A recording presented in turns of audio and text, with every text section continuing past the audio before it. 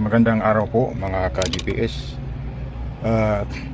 Meron akong natutunan sa YouTube doon sa mga sinishare ng mga mekaniko kung paano magpalit ng valve seal na hindi tinatanggal ang cylinder head. Ang kailangan lang ay dito sa setting ng ating timing, naka top dead. Kung saan yung papalitan mo ng valve seal, dapat naka top dead center yung ating piston. Kagaya nito, sa uno yan, nagawa ko na ito kahapon. Pati itong dos, nagawa ko na ito. Ngayon, ang gagawin ko ay yung 4. Ayun sa dulo. Ayan po, itong tinuturo ng aking. Yan na, ayun. Medyo madilim. Yung kulay tanso po na yun, ilawan natin.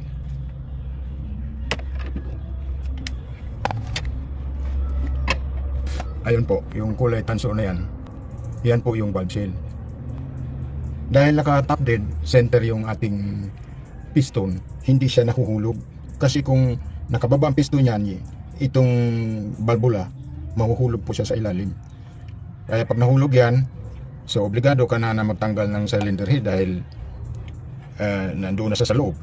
Para maiwasan mo yun, kailangan sigurado ka na yung aalisan mo nasa top dead center. Alisan mo ng spring ng valvula para maalis mo yung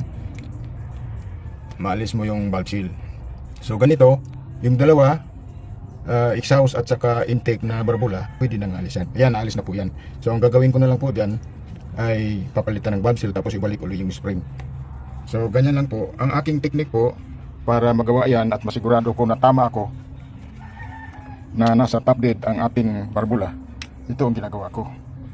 May marka ako dito sa ating ito, yung timing mark. Ayan po ang timing mark. Naka timing po siya ngayon sa 4. Itong itim na ito. Ayan. Ang ginawa ko po dito para sigurado ako na tama yung aking top dead center. Itong gear na ito, 48 piraso. Yan, 48 po yan. So ito yung original niya na marking, timing mark. Ito po yung kulay pula. So ang ginawa mo dyan, bilang ka 12, kaya may mga marka ito. 12 na gear, kaya may marka po yan. Ayan po ito.